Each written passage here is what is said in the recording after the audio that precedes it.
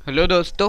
Recently I and I F S का अक्टूबर 2024 JIB का exam जो है कंडक्ट किया गया था। तो इस एग्ज़ाम में कई लोगों ने बहुत अच्छा परफॉर्म किया है, बट कई लोग इसे क्वालिफाई नहीं कर पाए हैं।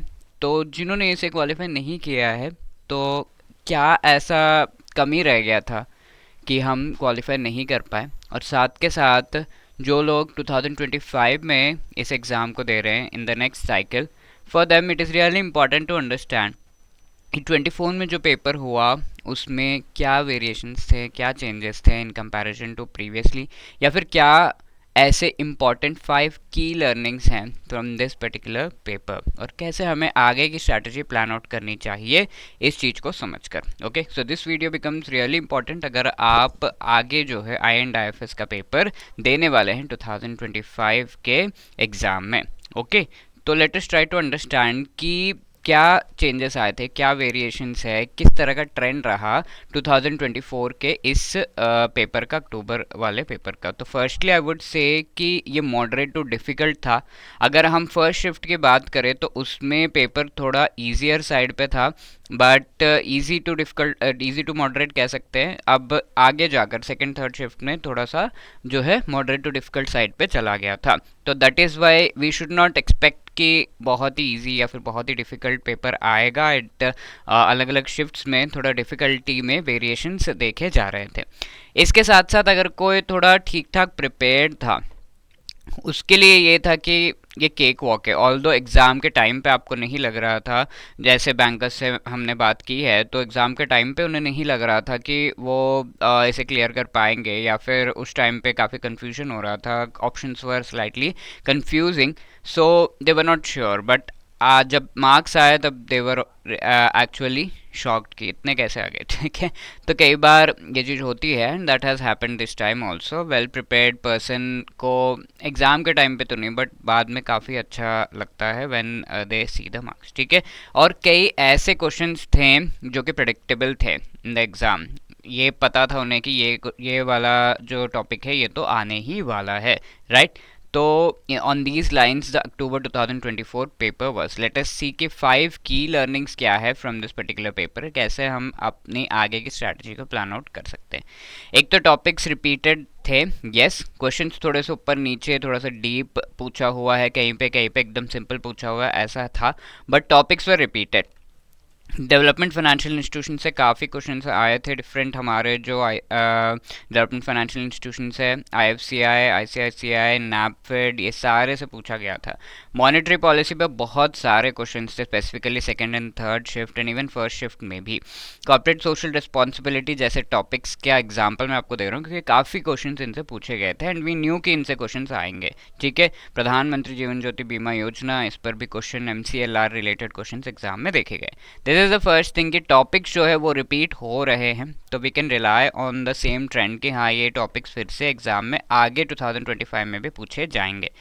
एक चीज़ देखी गई थी second and specifically third shift में, न्यूमेरिकल क्वेश्चंस काफ़ी अनएक्सपेक्टेड वे में ज़्यादा नंबर पूछे गए थे। ठीक है, 5 to 7 क्वेश्चन फॉर न्यूमेरिकल्स। तो आईआईएफएस के पेपर में जनरली न्यूमेरिकल्स नहीं आते, बट एक दो आ जाते हैं, बट उससे ज़्यादा एक्सपेक्टेड नहीं है, but 5 to 7 numericals is a high number. So we should be prepared. Different formula जो एकदम अंदर अंदर से भी कई बार पूछा हुआ क्वेश्चन, तो we should be slightly prepared. कुछ चीज जो प्रोमिनेंट न्यूमेरिकल्स है वो हम प्रिपेयर करके जाएं एटलीस्ट। ठीक है, तो GDP related, corporate social responsibility, mutual funds, CAGR, ये सब से रिलेटेड न्यूमेरिकल्स पूछे गए थे। तो that is a new thing I and I F S में। और करंट नेचर के क्वेश्चंस थोड़े थे ज़्यादा। ठीक है, इनको प्रिपेयर करने का जो है हम बहुत ज़्यादा नहीं सोचते, बुक ही कवर हो जाए बहुत बड़ी बात है, बट करंट नेचर के क्वेश्चंस भी थे, जैसे foreign trade policy 2023, SDG India index latest वाला जो है उससे अमृत मिशन वगैरह पूछ लिया गया था। ठीक है, although not too many, but yeah good number of questions were there from the current. इसके साथ साथ प्रेडिक्टेबल थे क्वेश्चंस, ऑब्वियसली काफ़ी टॉपिक्स प्रेडिक्टेबल थे। 30 to 40 जो है मार्क्स के topics were really predictable. Like SDG जो 13 है, इससे क्वेश्चन आता है, प्राइमरी डेफिसिट से आता है, प्रधानमंत्री सुरक्षा बीमा योजना, जीवन ज्योति बीमा योजना से क्वेश्चन आता ही है, मॉनेटरी पॉलिसी से आता है, फिर रेपो रेट वगैरह से आता है, ये सारे से क्वेश्चन इस बार भी था, ठीक है। मॉड्यूल डी के जो इंपॉर्टेंट टॉपिक्स है कमर्शियल पेपर वगैरह से भी क्वेश्चंस पूछे गए थे, तो the questions were predictable, topics were repeated, so that is a good thing because trend बहुत ज़्यादा चेंज नहीं हुआ है, थोड़ा ऊपर नीचे तो होगा ही। अब एक चीज़ खास देखी गई थी कि जून में भी कुछ क्वेश्चंस एप्लीकेशन बेस्ड थे और इस बार भी एप्लीकेशन बेस्ड क्वेश्चंस पूछे गए हैं, ठीक है। लीजिंग रिलेटेड हो गया, एमएसएमई क्राइटेरिया पे रेशियो पूछ लिया, डायरेक्टली नहीं बट रेशियो पूछ लिया, दो स्मॉल एंड मीडियम एंटरप्राइजेस या माइक्रो एंड स्मॉल एंटरप्राइजेस का टर्नओवर का रेशियो पूछ लिया, ठीक है। तो इस तरीके से एप्लीकेशन बेस्ड क्वेश्चन थे। न्यूमेरिकल्स वर ऑल्सो गुड, थोड़े एप्लीकेशन बेस्ड, अगर फॉर्मूला वगैरह एंड कॉन्सेप्ट आपका क्लियर है तो you could easily answer them, ठीक है। तो this was also there, so we should be really prepared. All the exam के टाइम पे लग रहा था कि कहना क्या चाहते हो, बट या ये चीज़ें अगर कॉन्सेप्ट क्लियर है तो आप आराम से कर लेते हैं। अब आगे की स्ट्रैटेजी हमारी क्या होनी चाहिए? फर्स्टली बुक तो आपको थरोली प्रिपेयर करना ही है, most of the questions from the book only, like 85 to 90% questions from the book. कुछ करंट नेचर के थे, बुक से थोड़ा आगे गए। कॉन्सेप्ट को डेप्थ में समझना है, ऐसे नहीं कि ऊपर ऊपर से पढ़ लिया ठीक है एग्जाम देने चले गए, तो वो कभी नहीं होगा, ठीक है। It will be really difficult. I and IFS का पेपर ऐसा नहीं है कि ऊपर ऊपर से पढ़ लिया ऐसे हो जाए, साथ के साथ 2 to 3 मंथ्स का प्रॉपर टाइम आपको देना पड़ेगा। ऐसा नहीं है कि एक ही दिन में, 2 दिन में, एक हफ्ते में हो जा रहा है। कई लोगों का है कहा हुआ है, but they must have prepared a little more पहले से भी, और फिर वो हो गया, ठीक है। तो 2 to 3 मंथ्स का थोड़ा time is something that I would suggest, looking at the pattern, and bankers ने भी यही सजेस्ट किया। मॉड्यूल डी जो किंग था वो कम्प्लीटली हम रिलाई नहीं कर सकते अब पूरा का पूरा मॉड्यूल डी पे, लाइक 35 to 40 क्वेश्चंस पहले आ जाते थे, बट अभी इतना ज़्यादा नहीं है, क्योंकि मॉड्यूल एक शिफ्ट में मॉड्यूल ए, दूसरे में बी सी से क्वेश्चन है, ऐसे करके आया है। तो थोड़ा सा हमें डिस्ट्रीब्यूटेड जो है रीडिंग करना है ऑल द मॉड्यूल्स में से, ठीक है।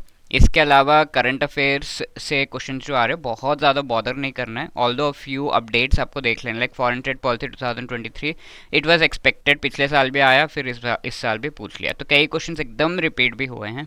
तो that is why one more thing I would like to add here is कि PYQs आपको अच्छे से सॉल्व करके जाना है, एंड रिपीटेड क्वेश्चंस कौन कौन से हैं वो एक बार आप देख लो तो आपको अच्छा आइडिया लग जाएगा। Okay, so these were the tips from my side for the preparation 2025 का। अगर आप कर रहे हैं 8146207241 हमारा नंबर है। If you have any queries you can let us know, hello@edutap.co.in पर भी आप अपनी क्वेरीज को हमें बता सकते हैं। Okay, so all the best for preparation, thank you.